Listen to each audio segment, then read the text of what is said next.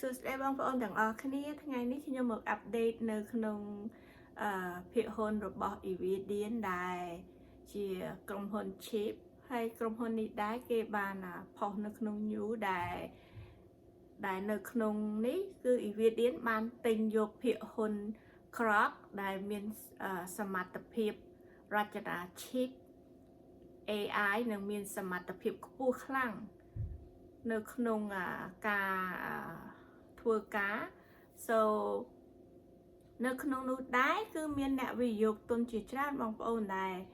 មានអ្នកវិនិយោគទុនធំដូចជាក្រុមហ៊ុនBlackRock,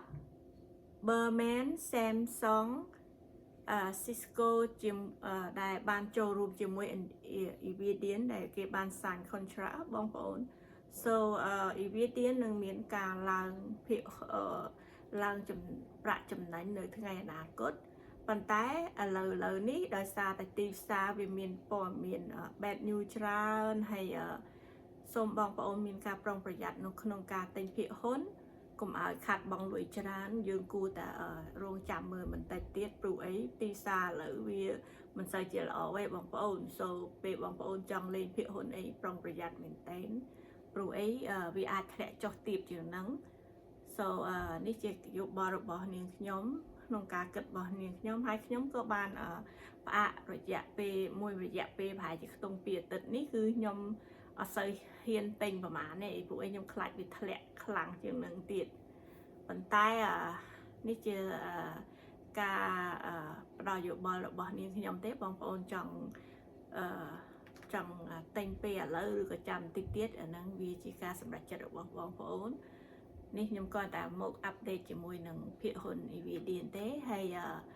Evidian នៅក្នុងប្រហែលថ្ងៃចុងក្រោយនេះគឺមានព័ត៌មានដែលគ្រប់ដណ្ដប់ទៅដោយសំណួរជុំវិញជាច្រើននៅក្នុងចំណោម AI ទាំងអស់នឹងមានភាពនឹងមានការព្រួយបារម្ភអំពីអ្នកវិនិយោគទុនជាច្រើនដោយតែខ្ញុំបាននិយាយខាងលើហ្នឹងអញ្ចឹងបងប្អូនព្រោះអីឥឡូវហ្នឹងទីផ្សារវាអ្នកដែលគេវិនិយោគទុនគេមានការព្រួយបារម្ភខ្លាចភាគហ៊ុនហ្នឹងវាធ្លាក់ខ្លាំងយ៉ាងហ្នឹងតែស្វ័យបើសិនជាបងប្អូនអាច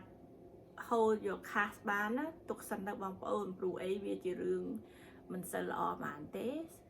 ហើយម្យ៉ាងវិញទៀតដូចថាវាអាចធ្លាក់ជាងហ្នឹងក៏បានដែរបងប្អូនព្រោះអីព័ត៌មានគ្រប់កន្លែងគេនិយាយច្រើនពីការចុះ market នឹងធ្លាក់ចុះថែមបន្តិចទៀត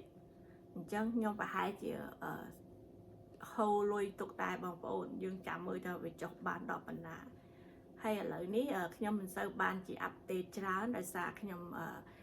កំពុងតែរៀននៅមុខវិជ្ជាមួយទៀតដែលអាចតាក់ទងអាចជួយក្នុងការរៀនសូត្រនៅក្នុងភាគហ៊ុនរបស់នាងខ្ញុំសង្ឃឹមថាខ្ញុំនឹងឆាប់បានរៀនអាហ្នឹងចេះដឹងទៅខ្ញុំអាចជួយបង្ហាត់បង្រៀនបងប្អូនដែរតែឥឡូវខ្ញុំអត់ទាន់អាចបង្ហាត់បង្រៀនគេបានទេព្រោះអីខ្ញុំក៏អត់ទាន់សូវចេះដែរខ្ញុំនឹងសង្ឃឹមថាបើខ្ញុំរៀនហើយខ្ញុំចេះដឹងខ្ញុំអាចចែករំលែកបងប្អូនបានអំពីការមើលនៅក្នុងភាគហ៊ុនណាអញ្ចឹងសូមអរគុណបងប្អូនថ្ងៃនេះខ្ញុំនិយាយបានតែប៉ុណ្្នឹងទេដោយសារខ្ញុំនឹងអាប់ដេតនៅព័ត៌មានផ្សេងទៀតដែលសិនជាខ្ញុំមានពេលទំនេរអរគុណបងប្អូន